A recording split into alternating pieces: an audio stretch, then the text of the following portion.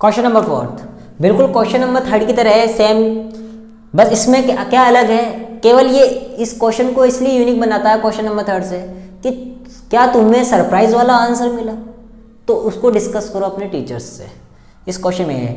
लेकिन हमें जो हमारा मेन फोकस है वो क्या होना चाहिए कि हमें इस डिजिट को P अपॉन Q की फॉर्म में लिखना है।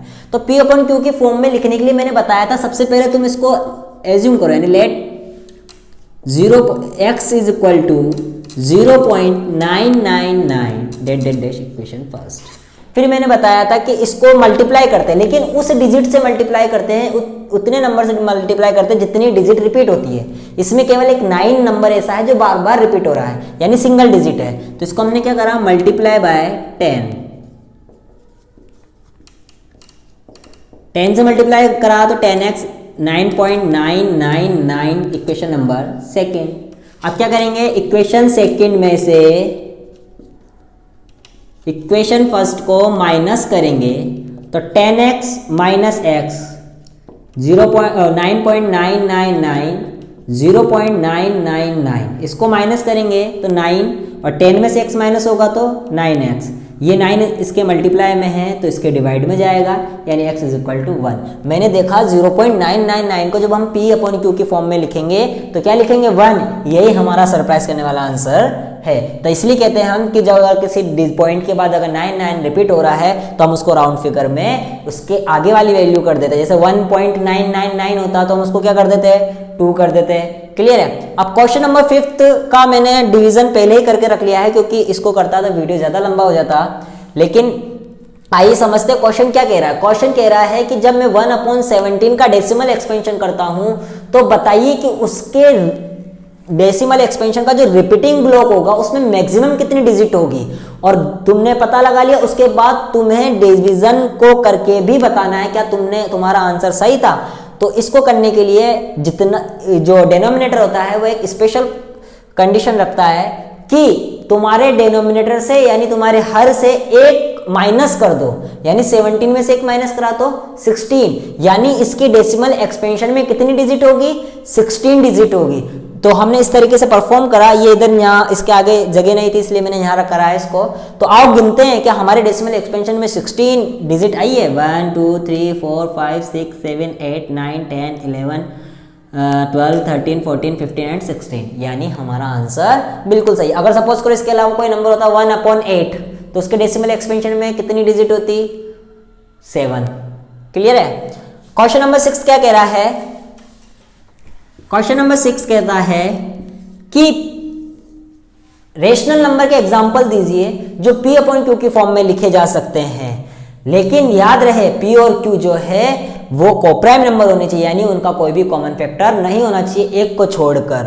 ठीक है, तो बताइए कितने नंबर्स हो सकते हैं ऐसे, और जो तुम्हारा डिनोमिनेटर यानी जो Q हो वो क्या स्पेसिफिक कंडीशन रखता है वो भी बताइए। यानी बहुत सारे एग्जांपल हैं रेशनल नंबर यानी परिमेय संख्याओं के जो कि टर्मिनेट है एकदम, जो कि रेशनल नंबर है जिनको हम P अपॉन Q की फॉर्म में लिख सकते हैं। जैसे मैंने पहले ही बताया था 1/2 यानी 0.5 यानी 0.365 0.8, ऐसे बहुत सारे एग्जाम्पल हैं जो P अपॉन Q की फॉर्म में लिखे जा सकते हैं। लेकिन मेन क्वेश्चन जो इस क्वेश्चन को यूनिक बनाता है वो ये है कि Q ऐसी क्या प्रॉपर्टी रखना चाहिए, जैसे हम P अपॉन Q की फॉर्म में लिख रहे हैं तो Q के पास एक ऐसी क्या प्रॉपर्टी होनी चाहिए कि हम पता लगा सकें कि ये टर्मिनेट होगा या नॉन टर्मिनेट होगा, या P अपॉन Q की फॉर्म में लिखा जा सकता है या नहीं लिखा जा सकता है। तो इसके लिए जो Q है उसका प्राइम फैक्टराइजेशन यानी Q का प्राइम फैक्टराइजेशन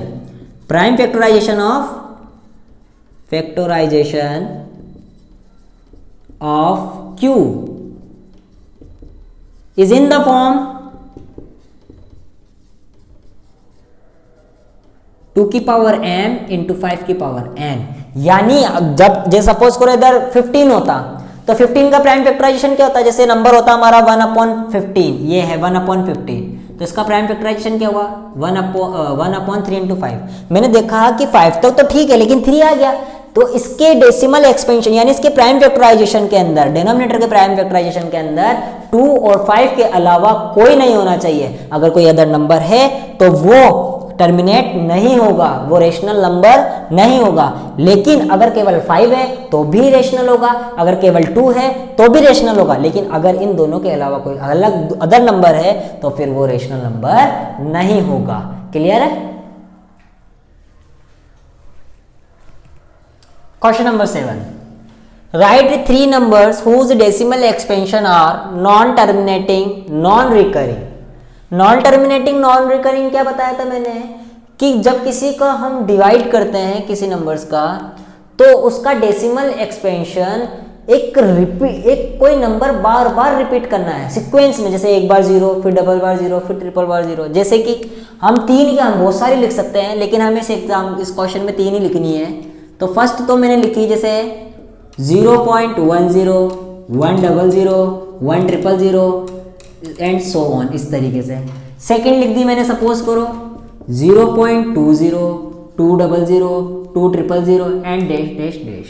और थर्ड लिख दी सपोज करो मैंने 0.31, 311, 311, 3 इस तरीके से एंड सो ऑन।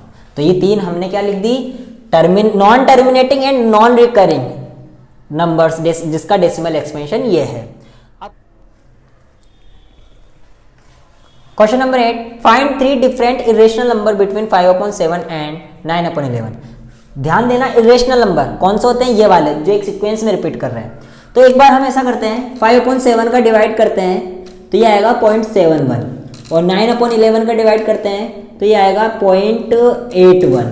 तो इन दोनों नंबर्स के बीच में कितने सारे नंबर आते हैं, 0.72, 0.73, लेकिन ये P/Q की फॉर्म में लिखे जा सकते हैं, इसलिए रेशनल नहीं होंगे, रेशनल होंगे।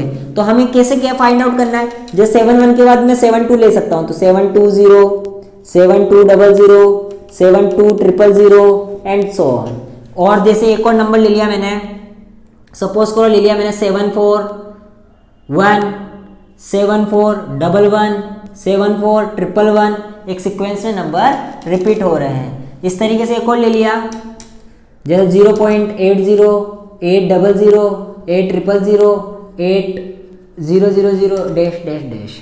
तो ये हमारे सभी नंबर्स क्या हो गए, इरेशनल नंबर हो गए। क्वेश्चन नंबर 9 कह रहा है कि बताइए कौन सा इरेशनल नंबर है और कौन सा रेशनल नंबर है। तो देखो याद रखना हमेशा कि अगर कोई प्राइम नंबर है और उसके ऊपर रूट लगा हुआ है तो वो हमेशा इरेशनल नंबर होगा। कौन सा नंबर होगा, इरेशनल। और इसका 225 का स्क्वायर रूट निकाला तो इसकी क्या निकल कर आया 15, और 15 हम P/Q की फॉर्म में लिख सकते हैं, यानी क्या है, रेशनल। ये देखो ये यहाँ पर आके खत्म हो चुका है, टर्मिनेट हो चुका है। अगर टर्मिनेट हो गया इसका मतलब ये क्या है, रेशनल नंबर है। इसमें देखो 478 बार बार रिपीट हो रहा है, यानी इस तरीके से 478 का बार। तो ये नॉन टर्मिनेटिंग रिपीटिंग है लेकिन रेशनल नंबर है।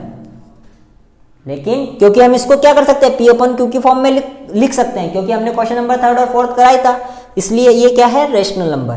इसमें देखो ये बार एक सीक्वेंस में रिपीट हो रहा है, इसलिए ये क्या है, इरेशनल नंबर है। अंडरस्टूड।